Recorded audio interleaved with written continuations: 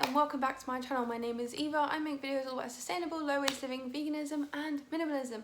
And today I'm going to be talking to you all about what to do after you've decluttered, what to do when you've decluttered your clothing and you're looking to donate them or sell them or whatever you're going to do with them. So without further ado, let's just get straight into today's video.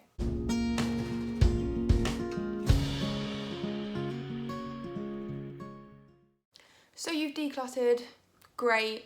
I find minimalism to be really empowering for me, having less things, having more space in my mind, having more space in my physical world to really bring things into my life that actually bring value to me.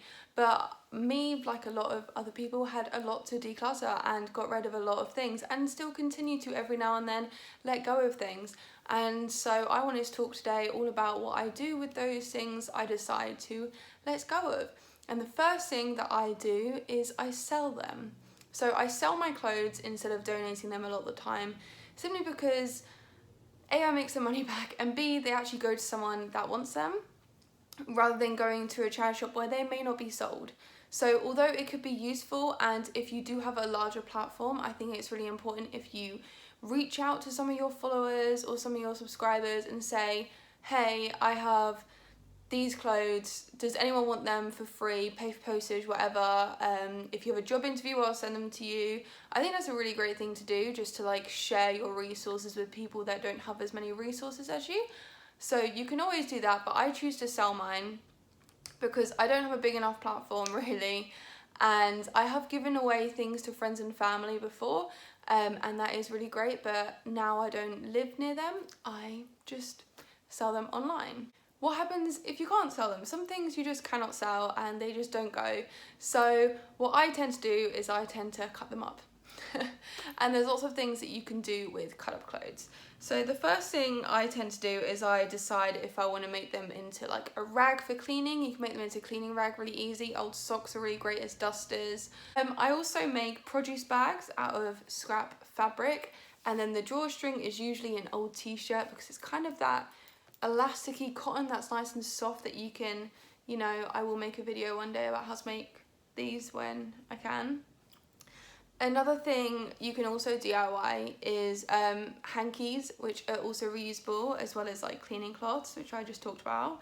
But hankies are really great. I actually used thread, which I needed to use up in my sewing machine on this one, so it's all like really mismatched and really messy, but I didn't want to waste any of the cotton thread that my sewing machine came with. The next thing I do when I really don't know what to make with it, when I've got enough produce bags and enough hankies, is I put them all in here. So these are all 6-inch squares of fabric. Let me take some out for you so you can have a look. So these are all 6-inch squares of fabric. A lot of these are my boyfriend's old shirts. Like this was an offcut of material I got secondhand that we had left over from a DIY project. Old shirt. You get the idea. These are all, like, there is so many in here, and I tell you what, it took me so long to cut these. And what I do with them is I make these. I'm making rows and rows and rows. I'll show you this one. I'm making a nice warm blanket essentially. It's called a rag blanket.